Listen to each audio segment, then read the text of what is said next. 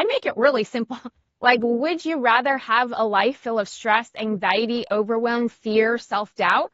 Or would you rather give yourself at least the opportunity for joy, connection, love, self-love, self-compassion, all the things, the authenticity, right? Like when you're brave and you're courageous and you believe in yourself and you have confidence, you can be authentic. You can be yourself. Like you can be who you really want to be. And there's such a gift in that. And so when teenagers realize like, oh, I can choose to be this person and that's actually who I am anyway, and it comes really naturally to me, then there's just more excitement. Like I can just hear in my own voice, like I have more energy when I say that, like I feel more excited. And so to realize in a way, in a theoretical way, it is as easy as making this choice. Like it's like a yes or no choice. Like, yes, I choose to view the positive. Welcome to Prevention Leaders Podcast with Dave Clausen, your source for insights into the world of substance misuse prevention. Each episode, Dave brings you the latest strategies, expert discussions, and real-life success stories designed to empower your work and inspire impactful change. Whether you're a prevention professional, community advocate, or simply passionate about making a difference, this podcast will keep you informed and motivated. Get ready to lead with a confidence that drives lasting results. Let's lead the change together. So without further ado, Laura, hey, thanks for coming on the podcast.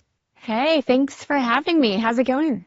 Going well. Been learning and growing a lot myself. And as a parent, I know I'd shared early on, I got a 2.5-year-old daughter. And so learning all the things, and the ongoing sort of inside joke is behind me keeping this podcast going is so I can get free parenting advice. There you go. Use this like a rented mule is an expression I've heard. So Right. So looking forward to taking some great notes for myself and maybe sharing with our listeners as well. But before we really get into the free advice, could you introduce yourself, sort of who you are, where you're at, and what do you do? Yeah, good question. So I'm Laura Ollinger. I live in Austin, Texas, and I am a teen and parent well-being coach. So my background is that I got a master's in health and wellness education, a health coaching certification, and a life coaching certification, and a bunch of other things, lots of parenting classes, workshops, and I've basically combined everything together to help teens and parents with their relationship and the things that teenagers struggle with most these days, which I know we will get into that in just a little bit. But also, I always say my biggest credential is that I am the mom of 4 kids, and they're all teenagers now. So between the ages of 13 and 17, I've got 3 in high school, 1 in middle school. So yeah, I'm living this every day. Yes, you're living it. And in addition to the 4 teens, you've got your business, all the work that you do. Can you tell me a little bit more about like the different things you offer, the different things you do? Yeah, so I offer one-on-one coaching, which when I say one-on-one, it's really I'm one and then it's kind of the family. Typically, a parent will hire me to work with one of their kids who is generally a teenager or, young adult. And it's usually some type of a problem that they're having, and it's usually related to stress, anxiety, overwhelm, even just kind of a lot of self-doubt, being able to get kind of their life done. Like something is getting in the way of being able to do their life in a way that we would kind of consider normal. And so they have me come in and work with the teenager, but I also require that the parent be part of that process. And so a lot of times the parents are like, what? Wait, no, I hired you to help them. And I'm like, no, I need you to be on board because you're with them 7 days a week. I only see them 1 hour a week. And so I need you to kind of be aware and also to help support and then build that relationship, because my goal is really to work myself out of a job. Like I know I've done a good job when I'm like, okay, you take it from here. You guys have got the skills down so you can handle it on your own. But I also love public speaking. I do workshops, I do keynotes, I have my own podcast. So I always think it's still coaching, but they say it's like coaching from the stage, where still the idea of coaching is taking someone from where they currently are to where they want to go. And so that is kind of the job of a coach, and you can do that from a stage as well. You just glossed over it, but what is the name of your podcast? It is, thank you for asking, it's called The Positively Healthy Mom. Positively Healthy Mom. And when I first, got connected with you via email, checked out your website, one of the things that really literally just drew me in was the positivity. was just Mm. not just the name of the podcast, just of who you are and what you do, that positive lens. I do a lot of work with the Montana Institute, Dr. Jeff Linkenbach, the science of the positive, and even just from my own healing, the positive is what helped me heal, focusing on that, finding that, strengthening, growing that. So yeah, I'm really looking forward to kind of getting into the wisdom, the experiences, the stories that you have to share with us. And I'm hoping we could kind of just start with that baseline context. Teen anxiety. What does that mean? Because I feel like you hear the word anxiety thrown around a lot. There's your clinical definitions. There's your, I'm just sitting in the living room definition. For the sake of our conversation today, how should we define it? Yeah, that's a great question. Well, I think of it as like a bell curve. And so there is that one side that is the clinical side, and you maybe need to seek out a professional. And as far as a medical professional, I'm talking about kind of the everyday family room anxiety where you get to a point where there's like this stress and it becomes kind of like unmanageable. And so then it just kind of blossoms or blooms into, well, that sounds too pretty. I don't want to, it's not that it's pretty, but it kind of grows. And so it's just this fear of, it's generally related to your current or future. It's not really related to the past, but it's this fear or worry of like the unknown. And so teenagers are dealing with that constantly because there's so many unknowns that they're dealing with on a constant and daily basis, and not just daily, but then there's also their future. And so that kind of stacks up because it's like, from a teenager's perspective, how do I belong or fit in? And there's that fear or worry. Do I? And it's the unknown. Will I be accepted by my peer group? But then it's also kind of how and can I be kind of, I want to say like a productive member of society? Like, can I be engaged? And there's that fear because of all just the competition and the stress and the overwhelm about kind of getting through school, planning your life, figuring out whatever your next steps are. I'm just feeling weight just from that. Oh my gosh. Yeah. Yeah. And so just reflecting back, the developmental period of life there, just the unknown of growing into who they are, that identity piece you're speaking to, then the social interaction piece with their peers, Yes. then layered on the direction, the life path too. It's a lot of unknowns and a lot of stuff to figure out all at the same time while you're still young and don't have a whole lot of life experience to draw back on, or a lot of data points to help inform those decisions and those thoughts. Right. Yeah. Right.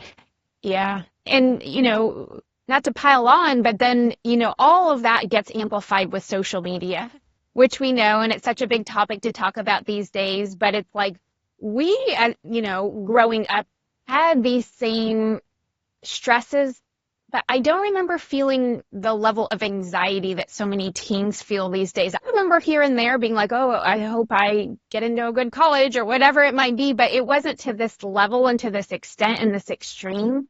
And even just the other day, my daughter asked me, why that is. She's a senior and she actually has her own podcast at the high school. She's in the journalism program. So I'm going to be her very first guest on her podcast. I know. I'm super excited for her. And she was kind of like laying out the outline of what she and I would be talking about. And one of her concerns is, why are so many teenagers medicated these days? In fact, why are so many just adults everybody, like, why have the medications increased? And in her mind, she was almost like blaming it on the doctors. Oh, they're just writing prescriptions left and right. And I'm like, yeah, but let's think about it. What has happened between my generation, because she's like noticed the data trend going up, versus now? What is the difference? And so I kind of, and this is my theory, like I'm sure I can back this up with research if I needed to, but from my experience, it's the level of stress and pressure and competition that our society has become accustomed to. It has grown it just exponentially over the past, 30 some odd years. I'd also, so to balance, as the Montana Institute does so well, is balancing hope and concern. The hope in that trend data, we're talking about mental health more openly. The stigma is still there, but we can talk about it. There's public conversations, there's peer conversations, so maybe too, since our awareness is up and we don't feel like we have to necessarily hide it as much, maybe we're getting more data in that sense too. But I'll let the data folks dive into that and really figure that out. Right. But I like that. I like that view of it. But also, I am of the belief that we as humans can always rise to the occasion. And so what this is kind of, whether we like it or not, forcing us or allowing us, whichever way you want to look at it, to grow as humans and to figure out how can we deal with these pressures and still be okay? How can we be resilient human beings? Absolutely. Absolutely. And yeah, as we think about that, I want to I love the positive. We just sort of laid the groundwork. There's a whole bunch of stress that just piles up in a teen's life these days, all these different factors that contribute to it. How do we then start to take all that stress and that negative thinking, that unsure, that unpredictability, that worry, the flat out call it anxiety? How can we help our teens start to convert that negative thinking to the positive, resourceful, resilient mindset? Yeah. Big Well, question. yeah, it's a huge question, but I love it. So thanks for asking it. First, to not judge ourselves that we are having that negative thought, but then to realize it's human. And then here's my favorite part, is to realize that you have a choice. So the name of the keynote that I give to students is called Be the Decider. So if you get to decide, so if, I make it really simple. Like, would you rather have a life full of stress, anxiety, overwhelm, fear, self-doubt? Or would you rather give yourself at least the opportunity for joy, connection, love, self-love, self-compassion, all the things, the authenticity, right? Like when you're brave and you're courageous and you believe in yourself and you have confidence, you can be authentic. You can be yourself. Like you can be who you really want to be. And there's such a gift in that. And so when teenagers realize like, oh, I can choose to be this person and that's actually who I am anyway, and it comes really naturally to me, then there's just more excitement. Like I can just hear in my own voice, like I have more energy when I say that, like I feel more excited. And so to realize in a way, in a theoretical way, it is as easy as making this choice. Like it's like a yes or no choice. Like, yes, I choose to view the positive. Fully highlight, underline, bold font, agree, and I get it because I've lived it. And I wasn't a teen when I finally started, work through it.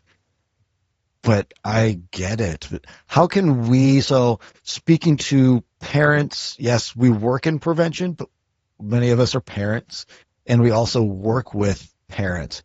What might be just some tips and tricks and suggestions to even, well, let's back up.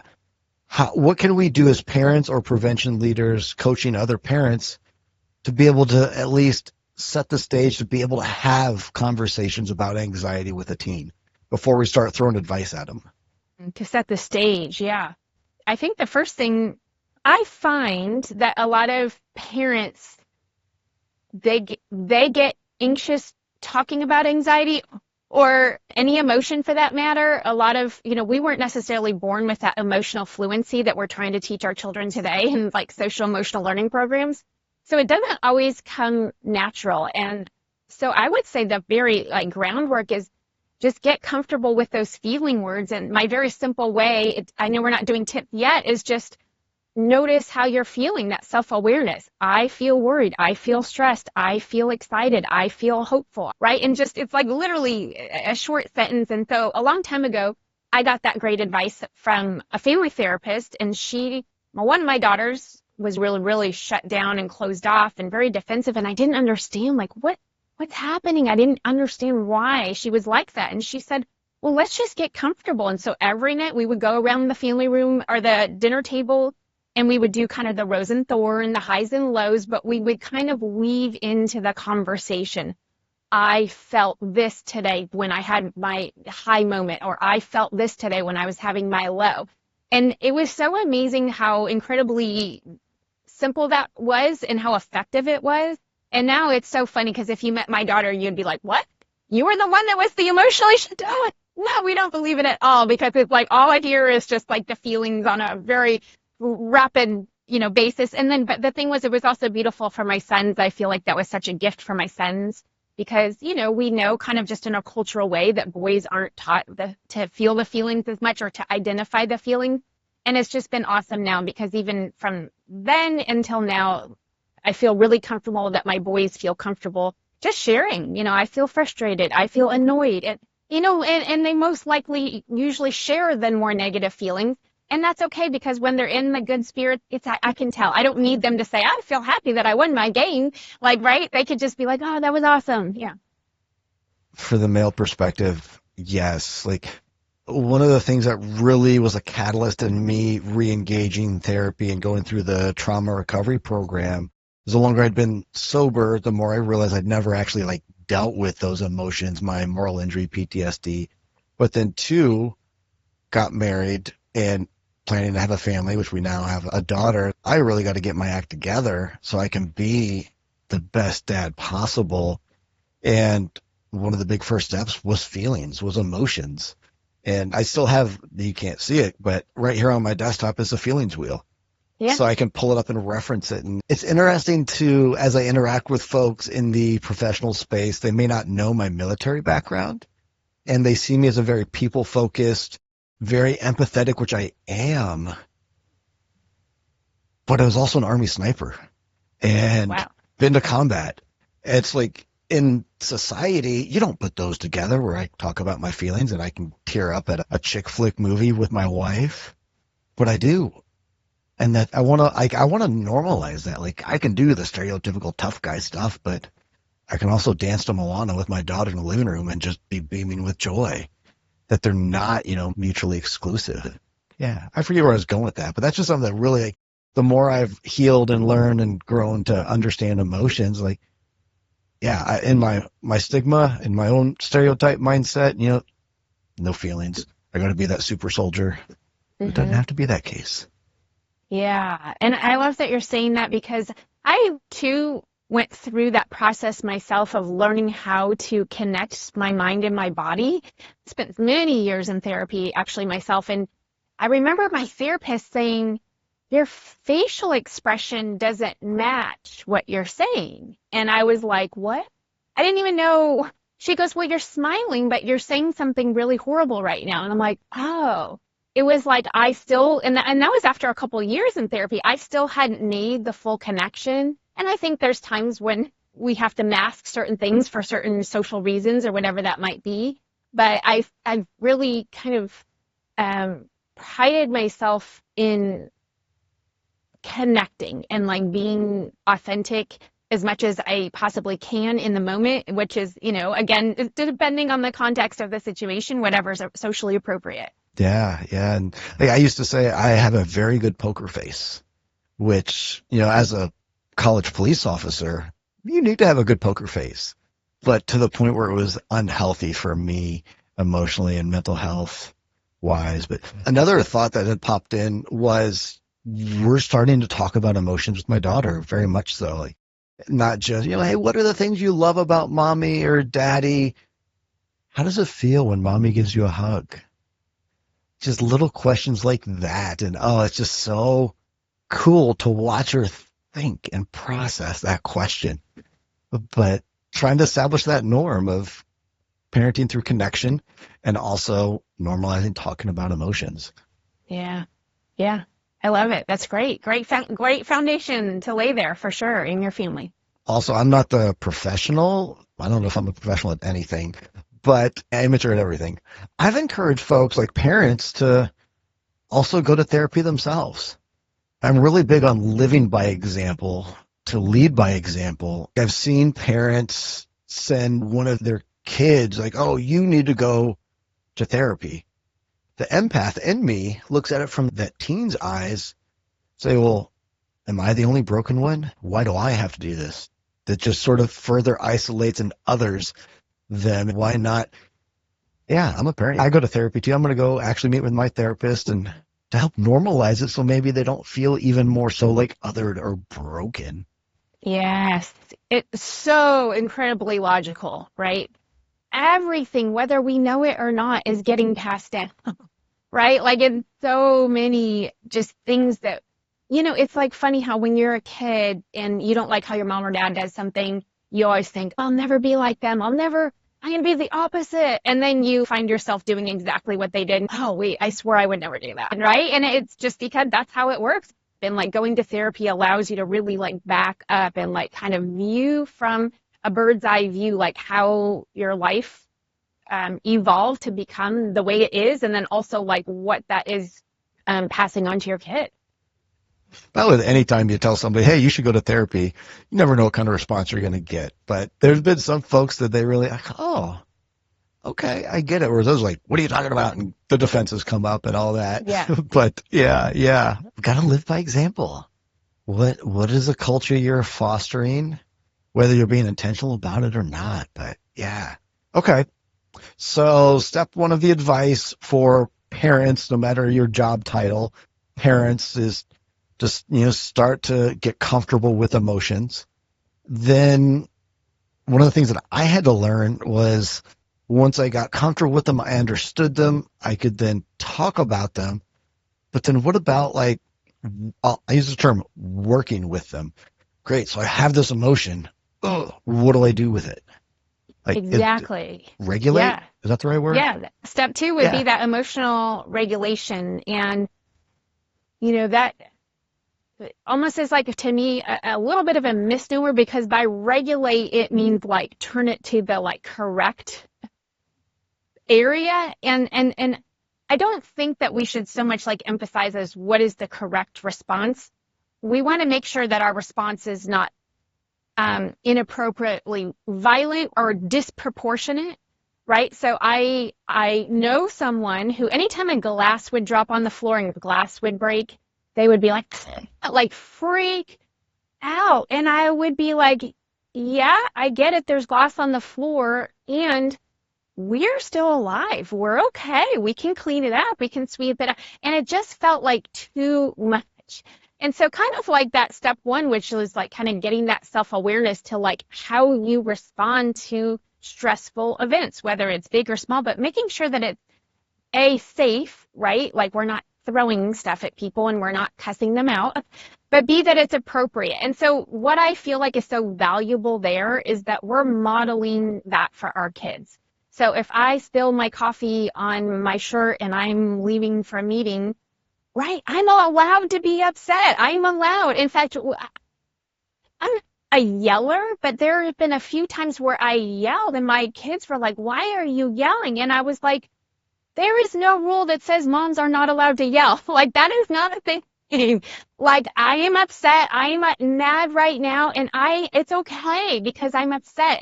And right, again, but it's in safe. I'm not cussing at anybody. I'm not bleeding, right? It's still like my volume is higher, but I'm not using like inappropriate language, if that makes sense. Yes. And the power of modeling. So even be able to sit with an emotion, to then be able to process it. Like I found myself, as I'm becoming more and more emotionally aware, I find myself able to say, oh, wait, I'm trying to put the blame on somebody else, but actually I'm just feeling overwhelmed or anxious or exhausted, and I'm taking it out on them or directing it at them, when in fact maybe I just need to go sit on the couch and put my feet up and close my eyes for 10 minutes. That's just that's what I've started to really notice as well. I also had this sort of mindset, like when I think about needing to like work with or regulate, old me used to think that meant control and put in a box and, oh, okay, I'm going to regulate my emotions by not allowing myself to feel them or show them. How do we find that balance between it's okay to be angry? There's no rule against moms yelling, but then also not letting them consume you. Like, how do you put that boundary up? Yeah, I'm big on, and anger is just one of the emotions, but if it were anger, that would be a time to then take a time out, take a break, take a breath, whatever you, and my example is always because I feel like moms are always, or parents are like rushed. And so I always like to come up with like something that it feels like, well, I don't have time to go sit down for 10 minutes and, right? Like it's like, Martha, we have to go. And so even if it's just a breath and then just say, it's just coffee. Like putting it in perspective, like that's like what that took me 2 seconds, and that can be helpful to then just like bring you back to the present moment, realize you can deal with it, realize that this emotion doesn't have to take over you. You still have the power. You still have the control. It doesn't control you. I do also like what you're saying as well about if there is the appropriate time for just like sitting with something and just letting it pass through and not trying to force it or change it or shove it down or not feel it, right? There's that expression, you have to feel it to heal it. So if it is a painful emotion, you might just have to allow that to, I always say, kind of metabolize through your body. You just have to let it go. How do you, and I know so much of it is going to be individual basis, but if you're just thinking about like our audience is prevention leaders, parents also, but also talking to parents of teens that are navigating anxiety, how do you tell them, like, what should a teen do when it comes to anxiety? Sit with it, distract themselves, like, so they can process it, so they can work with it, like just anxiety specifically. Yeah, I think it is context specific. So, what we know is that if you avoid a situation, social anxiety, it just makes the anxiety worse. It grows bigger. So I'm like a rip it like a Band-Aid kind of, if you're starting to feel anxiety about a situation or like about a test, like a lot of kids get test anxiety, like that's a sign. This is just a simple reframe. It's a sign that what you're doing is important, that it means something to you, that it matters and you care. And you harness or refocus that energy into the positive focus that you need to deal with that situation. So perfect example, my son was asking a date to homecoming last week. And he was so worried and to the point of stress and to the point of like feeling anxious. And he's like, oh my gosh. And the thing is, he knew she wasn't going to say no, right? So there's the fear always like, will she say no? But it was more just the fear of, will I be embarrassed? Like, because the moms always take pictures of these things and there's like a big poster board and they show up at the front door and they have a sign and right. And it's just like the underlying is that like, it is the fear of rejection, even though logically he knew they're friends, like she kind of was expecting it. And advice I was like, just do it quick. Like, the longer we like dilly dally and stall and, like drag it out, like, let's just go for it. And so he did, and he did great. And it was beautiful and it was sweet and she loved it and was happy. But I wanted him to like realize in that moment that he had control over himself and that he could use that energy to just still accomplish the goal. And the thing is, so many times that feeling of anxiety is uncomfortable. And that's what people get really worried because my heart's beating, I'm talking fast, I'm sweating, all the things. And so if we're just, instead of like fighting that feeling off, like they say, when you're having to the point of like a panic attack, the last thing you want to try to do is A, escape the situation, but B, fight off the panic attack. You more just want to be like, allow it, right? Like just take a deep breath and allow it. And then it loses its power, right? It loses its power when you kind of are like, okay, welcome in anxiety. Thanks for being here. I know you're here to keep me safe and protect me from the big scary monsters in the world, but now you can take you say you can talk to your anxiety. Like, okay, it's time for you to take a nap because I need to do something right. Talk to your anxiety, name it so you can work with it. Like your example, like test anxiety or that worry type of anxiety. In my mind, I immediately just started to like name it. So like, even with my example, I'm feeling overwhelmed or stressed or too much on my plate.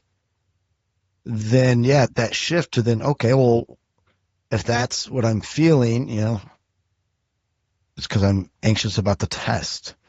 I care. I don't want to get a bad grade. That means I care. Okay, great. So what are some things that I could do to better prepare myself for the test? Like, turn it to like, what are those action items that I do have control over, that I can do Exactly. that would help? Exactly. That's what I was going to say. Like, it would be, what can I do? Because it's the focus is so much on what I can't control or what I don't know about the questions that are right. And so instead of shift it, what I can do, what I can, yeah, physically do, what I can think, how can I prepare my mind for this performance situation? Can I choose to focus on the positive? Can I choose to shift my anxiety into energy and excitement? And then can I do the preparation steps so that I'll feel the most prepared that I can feel?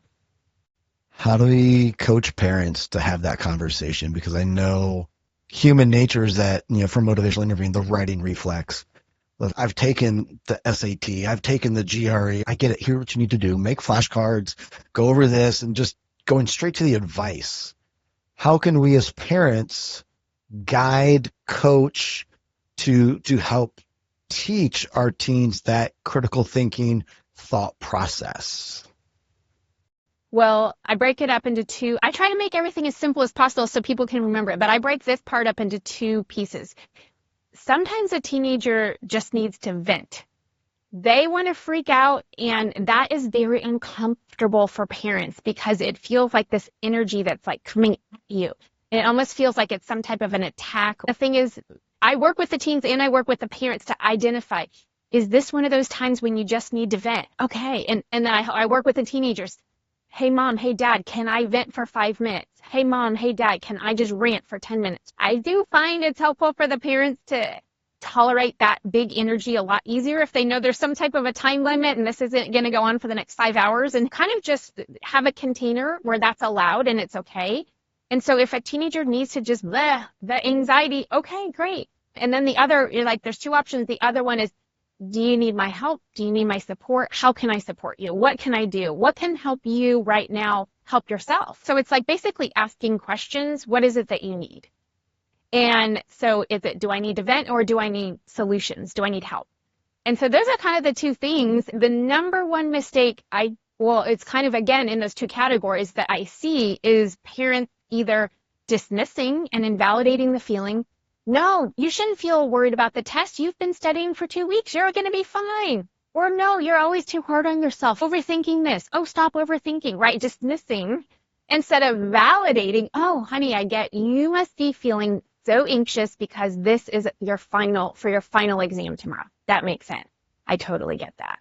And so the mistake of dismissing or invalidating, trying to somehow bury or hide the emotion.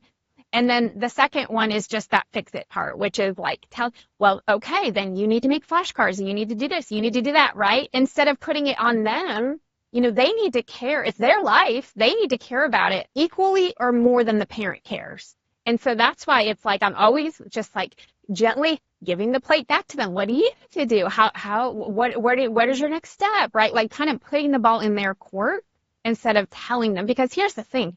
We don't really know what they need to do. Like as a parent, like we could try to like say you need to do A, B, and C, but really only the teenager knows. And that first one, I can see that being a natural response to wanting to affirm, oh, you got this. You're so smart. You've studied so hard. Because on the surface, it looks like we're trying to build their confidence. But in fact, that probably, and this is just me like stretching, but probably just layers on and adds to the stress and anxiety. Oh crap! If I fail, or if I get a C or a B minus, oh, my parents are going to be even more upset because they're holding me to this higher standard. No, I 100% agree, and it's disconnecting.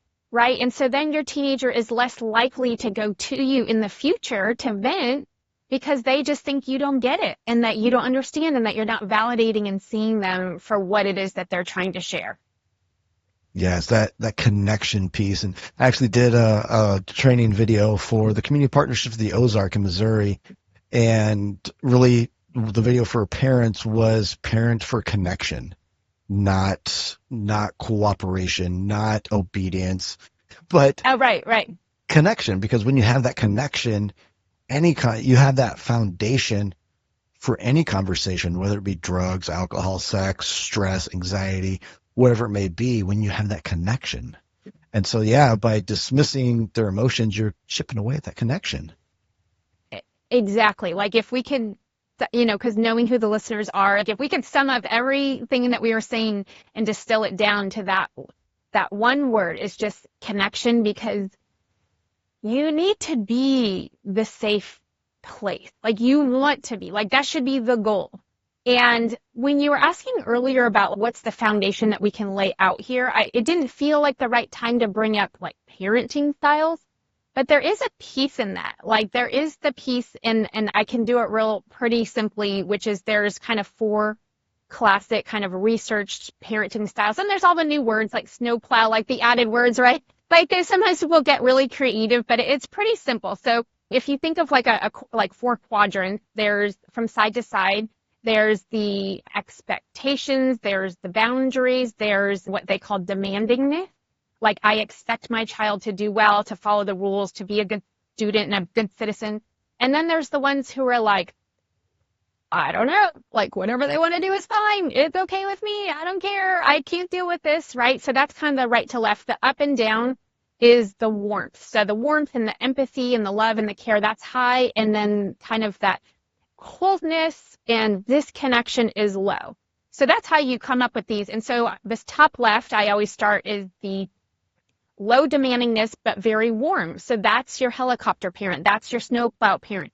That's the parent who, I love my kids so much, I don't want them to have any pain, any discomfort. I'll remove all obstacles for them. I'll save them. I'll rescue them just so that they're happy. I love them so much. I want them to be happy. They don't put a lot of emphasis on the child kind of doing things for themselves, building the self-efficacy, the self-esteem, like allowing them to fail. Like that's so important that we allow our kids that failure, but they're great at connecting. So, okay, that's good, right? Then we've got the bottom left, that low demandingness, low connection.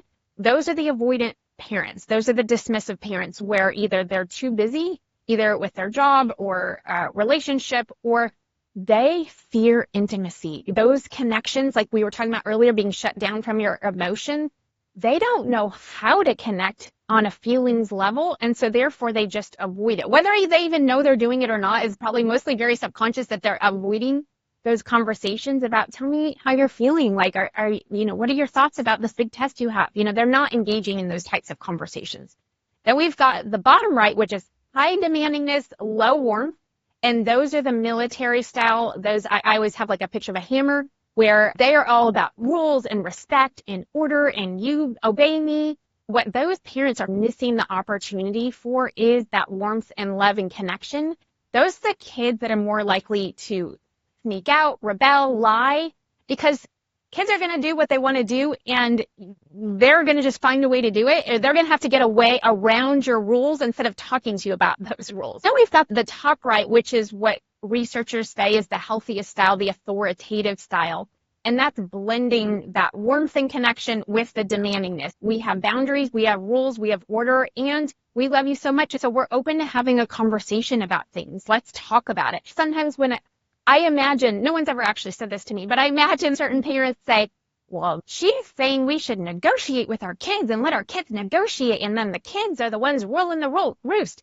No, that's not what I'm saying, right? Like at the end of the day, the parent has the final kind of say and the final word on rules and boundaries in the household, especially when it comes to safety, especially when you get to teenagers and we're driving and going to parties, right? The parents say, so right now it's a perfect example again, because we've got homecoming this weekend and some of the parents are like, oh, should we make the kids go to the dance or not? And oh, why did they get all dressed up and they don't actually go to the dance? And I was like, excuse me, if I'm the one paying for this, I will decide what my son is doing. Right? Like, I don't care if he's like, well, I don't want to go, right? Because there are certain times when the parents just have that trump card, we say, but that doesn't mean we're ruling with this iron fist. It's still like warmth and we care and we want to hear about their feelings. It's a delicate balance, I imagine. I mean, I'm not to the teenage years as parenting a teen yet, but yeah, I just imagine it is this. I don't know if dance is the right, dance, because there's the leader, the person guiding and leading the dance, but it's still this sort of ebb and flow, and yeah, I can see too, and I'm just trying to put myself in that position, getting so focused on which quadrant I'm in and having that perfectionism. Oh no, I was a little too authoritarian, a little too command and control. Oh gosh. And with the full disclaimer, I'm not a parent of a teen yet. When I was a cop, I was known as the friendly officer nice because I talked to the students and listened to them and take an extra 20, 30 minutes to talk to them instead of just wrestling on the handcuffs. But I also say sometimes you got to shut up and be the police. Sometimes you have to just straight up command and control, be the parent. I'm paying for it. I'm the final decision maker on this, and that's okay too. I do agree that it is a dance, and that's why I think a lot of times parents are like, am I doing this right? Like, did I do a good job? And parents can be so hard on themselves because there is no perfection Parenting is in hard. parenting. Yeah, it's so hard.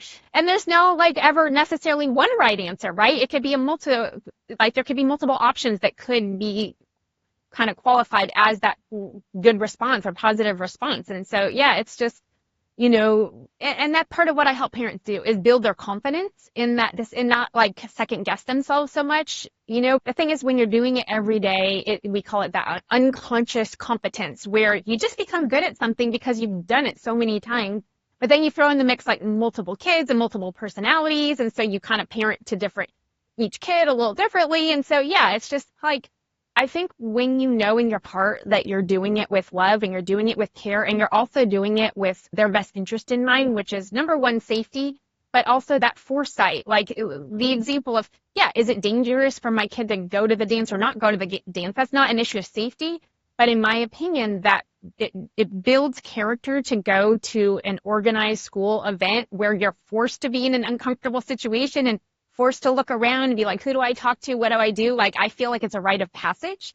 And so even if my son doesn't, I mean, he and I actually haven't even spoken about it, but like if he were to say, I don't want to go, I would probably give some annoying response, but it's so good for you. You should go, right? Like, it is what it is. Sorry, you're going, you'll have fun. You'll be maybe surprised about what happens there. And what I would challenge you to do is come back with an interesting story for you to share with me about what happened at that dance. I want you to challenge you and, make it a little fun. Like, okay, fine. I have to tell mom an interesting story. Like, what does that even mean? So just another excuse to talk about my daughter because, it's my podcast. Love it. But challenge. So she was having a bit of a sleep regression. At the core of it seemed to be separation anxiety, fear, didn't want us to leave the room, so she'd want us to sit in the chair while she fell asleep, and started doing some practice runs. Okay, well, I'm going to step out of the room, go get a drink of water. I'll be right back to, build up her confidence of being alone in the room, knowing we will always come back and be like, are you okay? Are you safe? Wiring that. Then the next step was a challenge. Like, okay, Eleanor, got a challenge for you. And that's how it was. Okay, I'm going to stand right outside your door. That's the challenge, though. I'll be right outside your door while you go to sleep to make sure you're safe. And so we're going to do a challenge. And it makes it completely shifted it to, oh, yeah. Fun little, not a teen, but a 2.5-year-old, but challenge. It works. I love that. It gamifies it. It makes it fun. And honestly, what it's really doing is empowering her she's kind of then in the ownership chair where like, okay, I choose to play. I choose to take daddy up on his challenge, right? Like I can engage and then I can do it in my own way. Yep. It's worked. Oh, thank gosh. Awesome. But yeah, we've been chatting for quite a while. We could talk for hours. This is a phenomenal conversation. You're awesome. But there's one sort of big topic that you had kind of teased or introduced earlier that I'd love to just dig into before we hit stop record, mostly because it's so ingrained in my own healing journey, is the power of identity. And just that, how do we help teens create a positive identity? Because that is such a foundation for all of the anxiety, the worry, the stress, the peer pressure, the prevention, all can come back to that positive identity. 2 minutes, ready to go. No. Oh, thanks. Well, it's real easy when I do that with clients because I already have the permission to talk about the subject. Like I have the rapport, we've established the relationship, like I have the green light to have these conversations. Where it gets tricky is, yeah, if a parent is going to do this, you don't always on any given day have the right to just go up to your teenager and be like, hey, let's discuss your identity. Who do you think you are and who do you want to become and what does that mean? Right? Like your teenager's going to be like, what the? Oh, a deer in headlights. Like, why are we talking about this? So it's not that it's like there is one solution to this. I think it's kind of just very small layers, right? Like, you know, those little jars of sand and you can see like all the layers. That's kind of like how I picture it. And so for me, what I've noticed so much is how important it is, particularly like I find this in a mother and a father too, but I feel like the mothers are not as adept at having their own identity because as moms, we get so busy with our kids and our identity becomes mom. And so we tend to lose ourselves in motherhood. And I'm really passionate about this because it happened to me. So I get it. I was the person who was, I'm a wife and I'm a mom and I didn't know what else there was of me. And so part of that to me is so much in the modeling. My kids know that I go out with my friends sometimes. My kids know that I have hobbies. My kids know that I like to go for a hike or whatever that is. So they see, and my kids know that I work a lot. So they see, oh, mom has all these parts of herself. She's not just mom. And so I think setting that foundation is important to know that like kind of what's possible for a human so they can at least have something like in their mind. And then for the teenager, you know, that's the biggest mystery for them. They don't yet know who they are, but they're figuring it out, right? And so that's why a lot of times teenagers test out different identities. You know, the kids who wear the all black and the goth and what I forget all the words they call them these days, but you know, that's testing out an identity. They're kind of like, do I fit in here? Am I this person? Or they might test out different, you know, just even behaviors like the clothing, the behaviors, the language, just everything that they're doing. It's all just really an experiment. If we think of it as like the science experiment and they're trying to decide like where do I most feel comfortable and most feel like myself? And so the thing is like I do feel like some guidance does need to take place from parents as far as like those expectations, like, you know, knowing that we're in the audience that we're talking to, where it becomes kind of like, I don't want to call it unacceptable, but like if I always tell, and my kids know this, like they always say you're the average of the 5 people that you hang out with most. And so if you're hanging out with kids that are doing behaviors that are unhealthy or unsafe, then you will be the 5th person to do that. And so it's important to be intentional about choosing, and that's where we're creating this identity, but also creating the vision for their life. Like, you know, I get most kids don't know what job they want to do when they grow up. They don't know where they want to go to college. They don't know what they want to major in. They don't know, or even if they're going to go to college, right? Like there's so many I don't know. But at least to kind of figure out like, well, what kind of person do I want to be? Do I want to be a helper in society? Do I want to serve others? Do I want to serve the planet? Maybe I want to find a solution for the ocean, whatever that is. And so sometimes it's like helpful to think of it as like, what makes me feel good about who I am when I'm doing something? And so that's just like another way to like add a layer of sand is like, just like those conversations. Like, I think it's so important for kids, you know, teenagers are just naturally so focused on themselves. Like that's just the way they're wired. But I'm very passionate about bringing my own kids to volunteer and to do things to serve the community or serve others. So they can see, oh, wow, there's this whole world out there that's not about my problems, but B, it helps set them up for a really positive identity in themselves so that they can see that they can make a difference in the world. And that is probably, I think, the greatest gift when a kid feels so empowered, like, I don't know what my gift is going to be. I don't know how I'm going to do it, but I know that I can. One of the things that I heard too, and that was the power of reflection. What did I like about that? What didn't I like? You know, what might be the impacts or benefits? And I think even as adults, we're not necessarily good at pausing and reflecting for personal growth or for the emotional side of things too. So like that was kind of one of my takeaways was how can I as a parent, you know, help make it normal and a reflex for my teen or for others to do that, share back reflections and say, you know, what is it I like about this music that I'm, you know, listening to? What maybe makes me kind of a little unsure about it? What might be the implications of that? Just a, little power to help them connect the dots between that and their feelings. Just make that normal. Like, yeah, it's just what I do.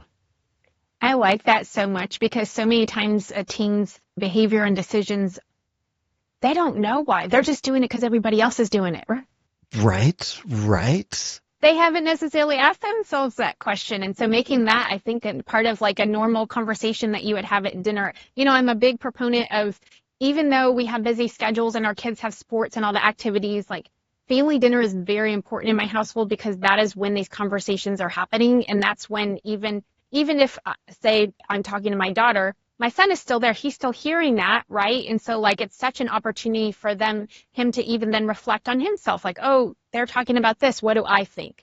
What's your opinion? And then I like to give everybody as much, with 4 kids, there's not everybody gets as much talking time as they would want, maybe sometimes, but, try our best. And it's always about the little moment too, like in the car. Sometimes even just, oh, we're going to the dentist. Just random conversations. Hey, what do you think about that thing that happened yesterday at your school? Like, tell me what are your thoughts? One of the things that I haven't heard you say, which is probably a gift by trade or training, but for me, with my motivational interviewing background, not using why and asking the why questions in a different way, because you ask a teen why, boom, button heads, defensive. Whereas, like, hey, what were some of the things that led to that? Not why did you do that? That's a simple shift. I think I've forced myself to become that way because there are times when you are frustrated as a parent. You want to be like, why the heck did you? Oh my gosh, right? Yeah. And so that's a moment where you just like, breath, right? And like get curious. They always say like curiosity over criticism. And so be curious, like, oh, I'm really curious about what made you carry 10 glasses at the same time. Tell me about that. Maybe they saw something that made them, we don't know. And so, yeah, just being curious. And that's like the way to stop asking the why, because that's so accusatory. You feel like you're in trouble, but just more the what, the how. Is it possible? Could you? What do you think? Just like all the other questions. Yep, absolutely. And one last little thing I was going to share. I think I already sent you Dr. Crystal Collier's email information from Know Your Neuro. One of the things she talks about for parents is creating your family code to set that core, sort of that foundational values, and not just I'm the parent, here's our code, but you create it with your kids. And so then it's, Clausens believe in treating everybody with respect or empathy. Clausens do this, Clausens don't do that. And that starts to be that bedrock for them to then build their identity on. But I think if I didn't send it, I'll be sure to share it as well. And yeah, she's awesome. Yeah, I love that. I have a similar document in philosophy, which is just a family mission statement. And it's very similar where we're just coming up with values. And so like it's just so useful. I was once giving a parenting workshop and we were just talking about all the listening and the responses. And I had a mom say, well, what if my kid has a messy room and they're just saying, no, I don't want to clean it. And they're kind of talking back to you. So you're not like, you don't know what to do, right? And you're feeling frustrated. That's such a great way to always go back to the family mission statement. Well, remember our family every Sunday because we want to be ready for the week. Or remember that this is important to us because blah, blah, blah, right? And so it's like such a great way. That way, you always have kind of a response that's positive, in those moments. Oh my God, I'm going down total tangents. We got to wrap up, but that just took me back to there's research that shows that clutter, disorganized, just all of that mess adds to stress. Yet teens are known for having messy rooms and so if you can help normalize being organized and putting stuff away early, that will probably also help reduce stress and anxiety when they become a teen. For sure. And fun fact, Eleanor will go behind us and close doors and drawers and already has that everything has a place and it needs to be there. I love it. Keep it going. I know. I love it too because I'm the same way. Like, yes, you got that from me. But Laura, this has been a delight. I could pick your brain for days for this free parenting advice, but it's been, over 50 minutes or so since we've been talking. So we'll probably let our audience members go, and maybe we leave it as a to be continued Sure. Sounds great. I love that. Yeah, wonderful, wonderful. And I'll drop all the links to your socials, your podcast in the show notes. And if your daughter's podcast is like out there for the public, once it's recorded and ready, send me the link too. Drop that in the show notes as well. That's so exciting. Awesome. Thank you. So cool. So cool to watch youth podcast and have a voice and be able to share their voice. It's so empowering. So cool. It really is. Yeah, thank you. I'm super proud of her. Oh, absolutely. And I'll keep an eye out for the Netflix documentary where they follow you and your family around to show a life through the lens of a positive parent. Oh, thanks. Love I it. I just made that up, but it should be a thing. Yeah, sounds good. Okay, we'll do it. Well, thank you again very much, and keep on doing the amazing things you're doing and being the amazing person you are. Thank you. I appreciate it. Have a good one. Thank you for listening to the Prevention Leaders Podcast with Dave Clausen. Since prevention is better together, make sure you click the subscribe button and share this and other episodes with a friend. If you have a topic idea or guest suggestion, follow us on social media or email us at info@preventionleaders.com.